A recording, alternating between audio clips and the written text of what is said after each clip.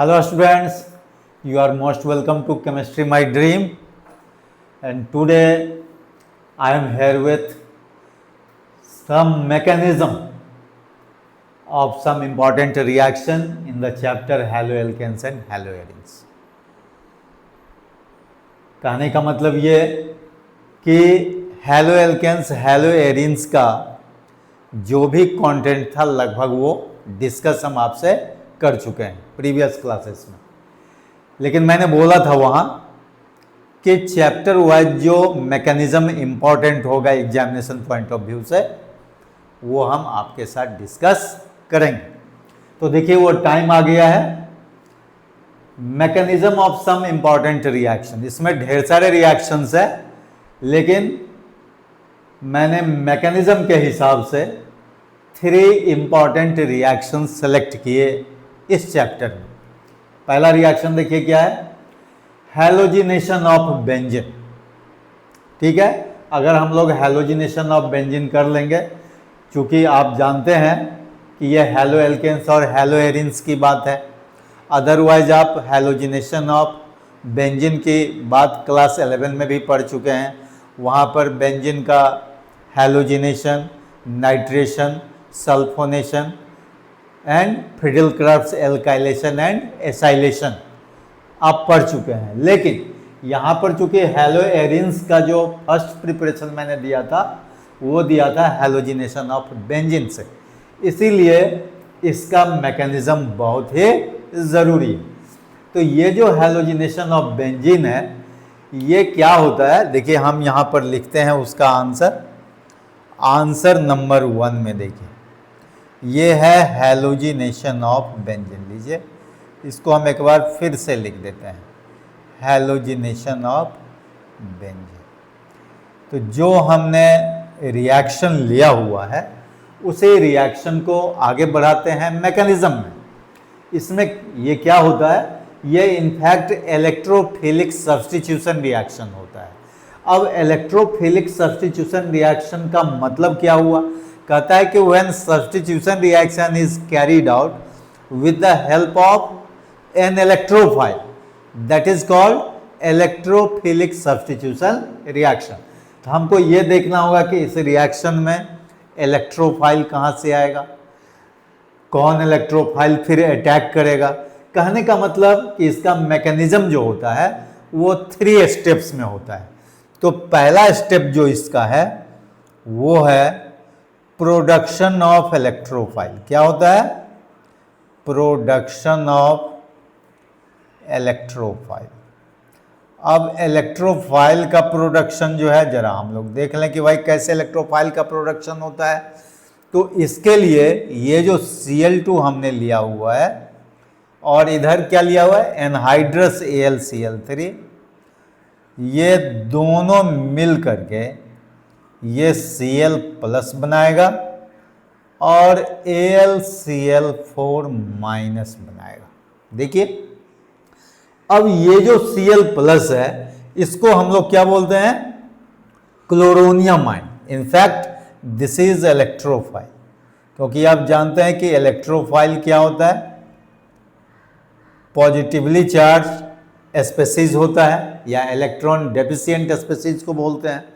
तो यहाँ पर Cl प्लस जो है जिसका नाम क्लोरोनियम आयन होता है वो इलेक्ट्रोफाइल है। तो देखिए इलेक्ट्रोफाइल बन गया। अब दूसरा स्टेप जो होता है वो क्या होता है, वो कहता है अटैक ऑफ इलेक्ट्रोफाइल। क्या होता है, attack of electrophile on benzene ring. कहां पर अटैक करेगा, बेंजीन रिंग पर अटैक करेगा to form carbocation, to form carbocation as intermediate.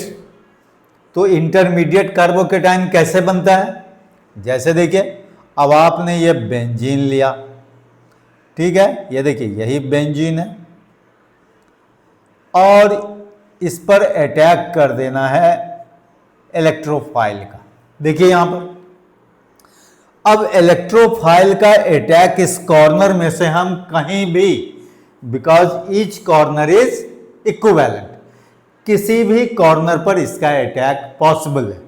तो मान लीजिए हम यहां सेलेक्ट करते हैं, इस जगह पर इसका अटैक कराते हैं, तो ये पहले पाई इलेक्ट्रॉन यहां आएगा और फिर यहां से ये pair of electron Cl plus को दे देगा। तो जैसे ही वो वहां देगा तो बताइए ये किस तरह का फिगर बनेगा। ये देखिए ये ऐसे ही है और यहां पर ये प्लस चार्ज हो जाएगा। जैसे ही यहां पर पाई इलेक्ट्रॉन यहां शिफ्ट होगा तो यहां प्लस और यहां माइनस होगा और फिर minus with a pair of electron जो है वो कहां Cl प्लस पर जाएगा और जैसे ही Cl plus pair of electron लेगा तो वो यहां आकर के एक बॉन्ड बना लेगा।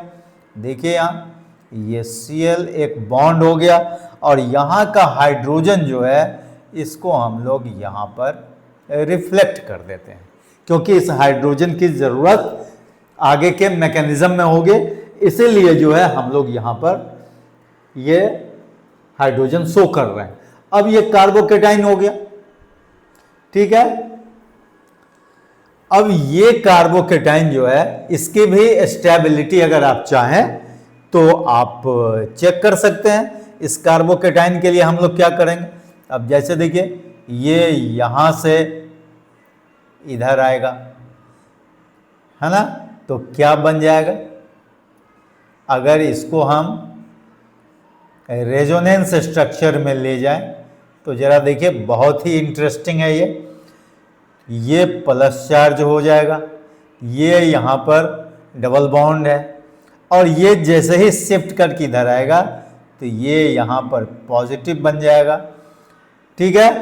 अब देखिए ये यहाँ Cl है, यहाँ पर ये H है, ये चलता रहेगा। अब एक और चांस जो है ये यहाँ आ जाएगा, ठीक है। तो देखिए ये क्या बन जाता है, ये इस तरह से ये फिगर तैयार हो जाएगा। ये देखिए ये डबल बॉन्ड हो गया, ये डबल बॉन्ड हो गया और यहाँ पर Cl है, यहाँ H है। अब आगे तो कुछ ऐसा डबल बॉन्ड है नहीं कि वो ब्रेक करेगा, बस यहीं पर रह जाएगा। तो इसी का एक हाइब्रिड फॉर्म जो है हम लोग यहाँ चाहे तो शो कर सकते हैं, ठीक है। और किस तरह से, देखिए इस तरह से जो है हम लोग ऐसे शो कर सकते हैं, ठीक है। और यहाँ पर जो है जैसे मान लीजिए कि ये हमने Cl दिया और ये H दिया, ऐसा लिख सकते हैं, या और भी इसको ऐसे छोड़ेंगे तो यहाँ पर हम लोग लिख सकते हैं, ठीक है। तो ये इसका हाइब्रिड फॉर्म हुआ। तो आप जानते हैं कि ये कार्बोकेटाइन बन गया। अब इस कार्बोकेटाइन के बाद जो है जो थर्ड स्टेप हमारा है वो है लॉस ऑफ प्रोटॉन का। क्या है, लॉस ऑफ प्रोटॉन या चाहे एब्स्ट्रैक्शन ऑफ प्रोटॉन।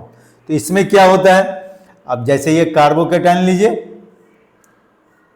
ये देखिए यही कार्बोकेटाइन फिर हम लोगों ने ले लिया जो कार्बोकेटाइन बना था, ये देखिए ये Cl और ये H है। अब यहाँ जो लॉस ऑफ प्रोटॉन होगा, देखिए हमारे पास में AlCl4 माइनस बचा हुआ है, हम लोग यहाँ पर इसको यूज कर लेंगे AlCl4 माइनस। अब ये क्या करता है, यहाँ से H प्लस बन करके, देखिए ये आएगा यहाँ से नेगेटिव से हमेशा पॉजिटिव की ओर, याद रहे। ये यहाँ से H प्लस बन करके जाएगा और वो जैसे ही जाएगा तो फिर से ये यहाँ आ जाएगा, ये बॉन्ड जो है टूट करके फिर यहाँ बन जाएगा और ये देखिए क्या हो जाएगा, ये होगा आपका फिर से, ये देखिए ये क्लोरोबेंजीन बन जाएगा और उधर जो है HCl आ जाएगा और फिर जो है ये AlCl3 जो आपने लिया था वो AlCl3 फिर से वापस मिल जाएगा। तो इसीलिए बोला जाता है कि ये यहाँ पर जो एनहाइड्रस AlCl3 है ये हैलोजन कैरियर का भी काम करता है, और यूं कहिए तो ये इलेक्ट्रोफाइल बनने में भी हेल्प करता है। तो इस तरह से ये 3 स्टेप्स में हैलोजिनेशन ऑफ बेंजीन के लिए हमने जो लिया क्लोरीनेशन ऑफ बेंजीन, जिससे क्लोरोबेंजीन बना, तो 3 स्टेप्स में हो गया। प्रोडक्शन ऑफ इलेक्ट्रोफाइल है ना, जिसमें इलेक्ट्रोफाइल बना। सेकेंड में है attack of electrophile on benzene ring to form carbocation, जो इंटरमीडिएट कार्बोकेटाइन हाईली अनस्टेबल होता है, ये बना, है ना। जो आप देख भी रहे हैं कि ये जो है रेजोनेंस शो करता है अपना, तो आइदर हम इससे आगे बढ़े या चाहे इससे बढ़ जाए, कोई दिक्कत नहीं है। तो हमने ये देखिए फर्स्ट वाला जो आपका है वो हमने लिया कार्बोकेटाइन, और इसको हमने AlCl4 माइनस, जो यहाँ पर रेसिड्यू बचा हुआ है, इससे अटैक करवाया। तो ये क्या करता है, ये प्रोटॉन को अपनी ओर खींच लेगा H+ के फॉर्म में, और जैसे ही ये H+ के फॉर्म में जाएगा तो ये बॉन्ड टूट करके फिर से इस साइड आ जाएगा, क्योंकि यहाँ पॉजिटिव चार्ज है। तो फिर से ये जो है डबल बॉन्ड बन गया, और ये क्या बन गया, क्लोरोबेंजीन बन गया। तो इस तरह से 2-3 बार अगर आप इसका प्रैक्टिस करें लिख करके, तो फिर ये याद हो जाएगा, याद भी हो जाएगा और कॉन्सेप्ट भी मिल जाएगा। तो इसको हम लोग बोलते हैं हैलोजिनेशन ऑफ बेंजीन। इसके बाद जो हम लोगों का है, देखिए जो है उसको लिखा जाए। दूसरा क्या है, dehydrohalogenation reaction of haloalkane by alcoholic KOH. This is another important reaction and mechanism. तो आप जानते हैं कि डिहाइड्रोहैलोजिनेशन रिएक्शन जो होगा वो बीटा एलिमिनेशन होता है, और बीटा एलिमिनेशन कैसे होता है ये भी जो है ऐसे जानकारी तो थ्योरेटिकली हमने आपको दिया है। आज मैकेनिज्म के थ्रू भी आप देख लीजिए कि इसमें अल्फा क्या होता है और बीटा क्या होता है। तो चलिए दूसरा है आपका डिहाइड्रोहैलोजिनेशन रिएक्शन। तो लीजिए पहले मैं ये लिख देता हूं, डिहाइड्रोहैलोजिनेशन रिएक्शन। ये मैं सिंपली लिख देता हूं, क्योंकि रिएक्शन तो दिया ही हुआ है ऑलरेडी क्वेश्चन में, ये दिया हुआ रहेगा। अब आपको जो है इसका मैकेनिज्म लिखना है। तो देखिए इसमें फर्स्ट स्टेप जो आपका है वो क्या लिखा हुआ है, और ये देखिए इसको हम लोग स्ट्रक्चर में लिख लें, क्योंकि यहां पर कंडेंस स्ट्रक्चर है। तो जब भी आप मैकेनिज्म लिखते हैं तो उसमें क्या होता है कि बॉन्ड ब्रेकिंग भी होता है और बॉन्ड फॉर्मिंग भी होता है। तो इसीलिए हम लोग उसको बॉन्डिंग स्ट्रक्चर में लिखें। देखिए CH और यहां पर हमने लिख दिया Cl, ठीक है। और ये देखिए ये जो एल्कोहलिक KOH है वो KOH जो है आपका K+ और OH- के फॉर्म में वो क्या हो जाएगा, ब्रेक कर जाएगा अल्कोहल के प्रेजेंस में। ऐसे ही है स्ट्रॉन्गर न्यूक्लियोफाइल नहीं होगा एक्वस KOH की तरह, लेकिन क्या है कि ये आयोनाइज होगा, वीकली आयोनाइज होगा K+ और OH- में, ठीक है।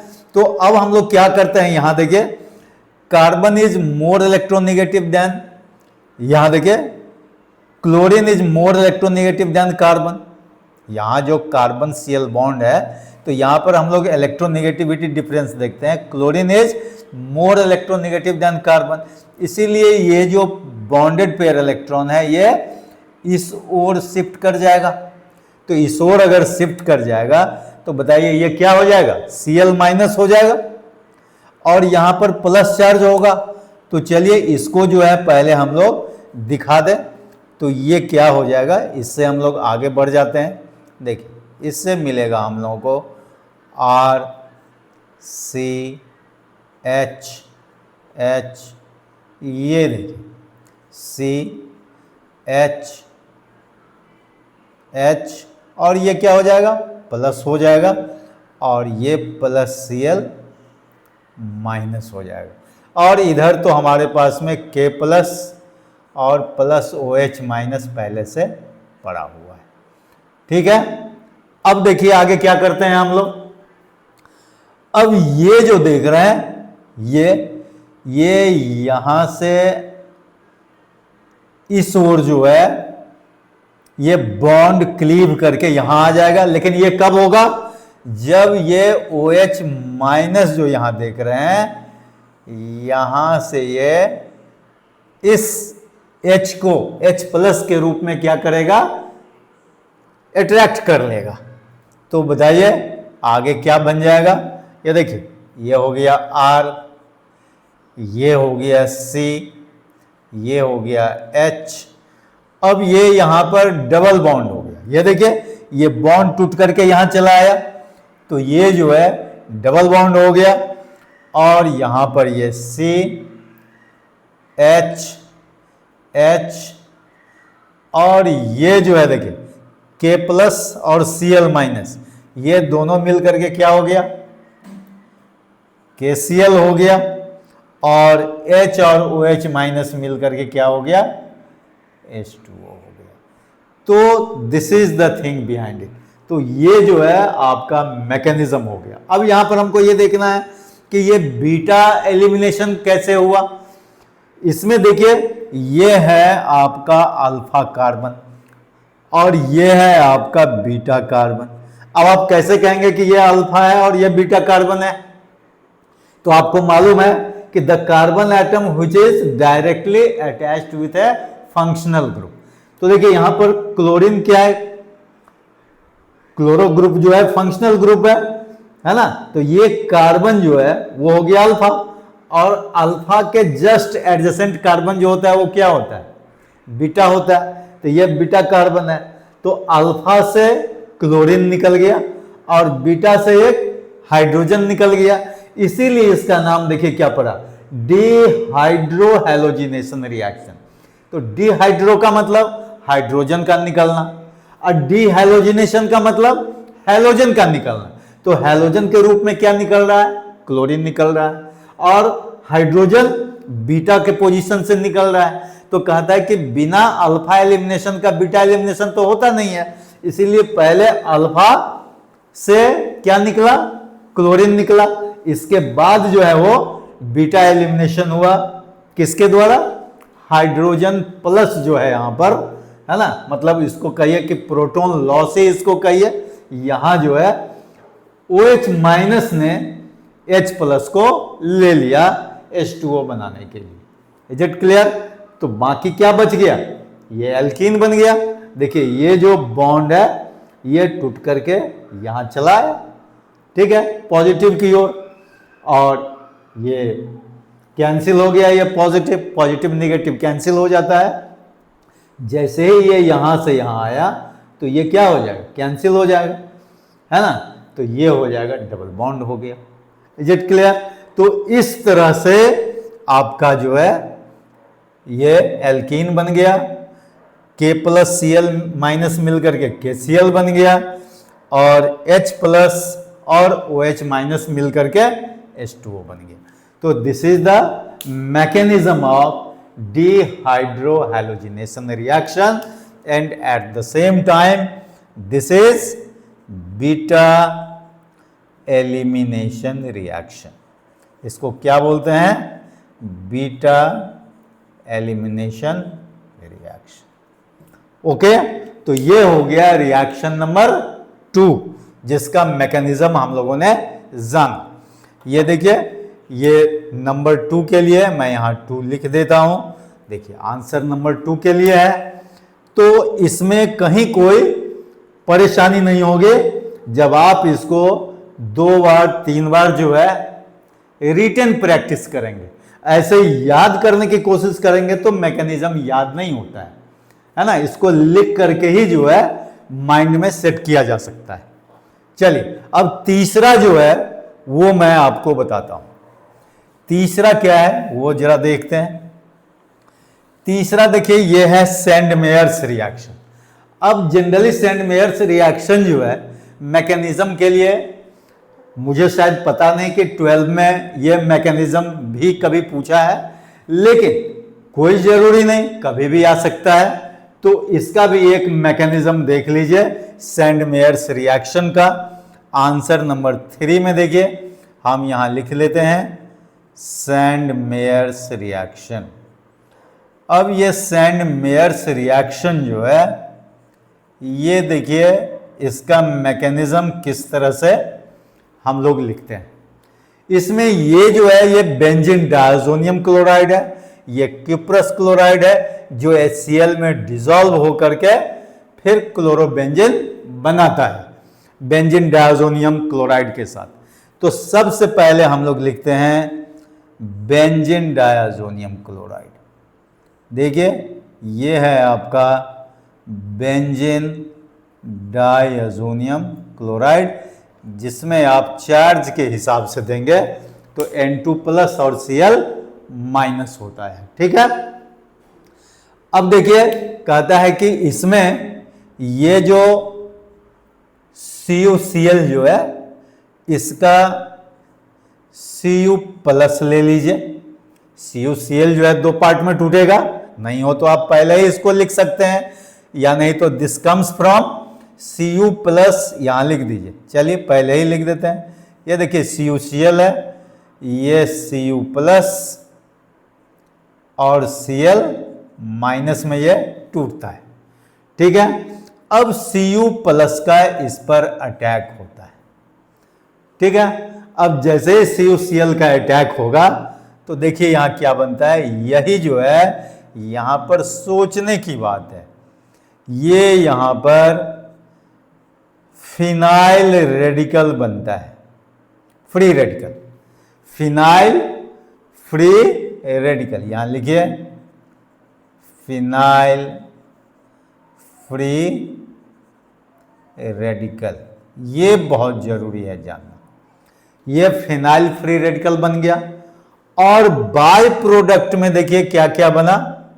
ये N2 बन जाता है, Cu2+ बन जाता है ना, और प्लस Cl- तो आपके पास में यहां पर है ही, वो बन जाता है। ठीक है, तो सबसे बड़ी बात यहां पर क्या है, फिनाइल फ्री रेडिकल का बनना। अब ये फिनाइल फ्री रेडिकल जो है, देखिए इसको फिर से हम लोग यहां पर ले लेंगे। ठीक है, और इसको हम लोग क्या करते हैं, देखिए ये जो आपका Cu2+ है, इससे इसको अटैक करवा देते हैं। बल्कि अभी 1 मिनट, आपका ये क्या है, Cl- अभी है, अभी Cu2+ बाद में लेते हैं। देखिए यहां हम लोग ले लेते हैं Cl-। ठीक है, ये जैसे ही हम लोग लिखेंगे तो ये दोनों मिल करके बना देगा आपका, ये देखिए ये क्लोरोबेंजीन बन जाएगा। ठीक है, और फिर क्या होता है कि ये देखिए ये जो Cu2+ है, ये क्या करेगा, ये बन जाएगा Cu+ बाय गेनिंग 1 इलेक्ट्रॉन। अब 1 इलेक्ट्रॉन ये जो है यहां पर गेन करेगा और ये Cu+ बन जाएगा। तो देखिए यहां पर यही Cu+ था, ठीक है, जिससे एक बार आपने अटैक करवाया, अब फिर ये वापस भी आपको मिल गया। ठीक है, तो इस तरह से ये क्लोरोबेंजीन तैयार हो जाता है। ठीक है, तो ये जो है आपका सैंड मेयर्स रिएक्शन का मैकेनिज्म किसके थ्रू होता है वो जानना जरूरी है। तो this is by the formation of phenyl free radical. एक बार फिर से मैं इसको रिपीट कर दूं, ये जो बेंजीन डायज़ोनियम क्लोराइड है, चलिए यहां पर हम थोड़ा सा लिख देते हैं, बेंजीन डाइअज़ोनियम क्लोराइड। ठीक है, ये बेंजीन डाइअज़ोनियम क्लोराइड पहले किसके साथ रिएक्ट करता है? क्यूप्रस आयन के साथ। And this cuprous ion is formed by CuCl। ये क्यूप्रस क्लोराइड है, ये Cu प्लस और Cl माइनस में टूटता है। ठीक है, और देखिए ये जैसे ही इस पर अटैक करेगा तो देखिए क्या बनता है, फिनाइल फ्री रेडिकल बन जाएगा, यहां से N2 निकल जाएगा, फिर ये Cu2 प्लस है ना, और ये क्या हो जाएगा, Cl माइनस हो जाएगा। अब आप देख लीजिए चार्ज भी आपका वेल बैलेंस्ड है। ठीक है, अब ये फिनाइल फ्री रेडिकल जो है, ये जो यहाँ Cl माइनस देख रहे हैं आप, है ना, वही Cl माइनस से वो क्या करता है, आपस में है ना रिएक्ट करके फिर जो है वो क्या हो जाता है, क्लोरोबेंजीन बना लेता है। ठीक है, और ये क्लोरोबेंजीन तो बन ही गया। अब इधर जो एक आप देख रहे हैं Cu2 प्लस जो बचता है, वो एक इलेक्ट्रॉन को रिसीव करके फिर ये क्या कर लेता है, Cu प्लस बन जाता है। ठीक है, तो इस तरह से आपका जो है क्लोरोबेंजीन तैयार हो जाता है। तो this is the mechanism behind send-Myers reaction. तो सेंड-मेयर्स रिएक्शन का मैकेनिज्म जनरली पूछता नहीं है, लेकिन स्टूडेंट को जानना तो चाहिए कि भाई ये मैकेनिज्म इसका पॉसिबल है या नहीं है। तो मैकेनिज्म करीब करीब सारे रिएक्शन का पॉसिबल होता है। ठीक है, और जो इंपॉर्टेंट रिएक्शन है उसका तो मैकेनिज्म जानना ही चाहिए।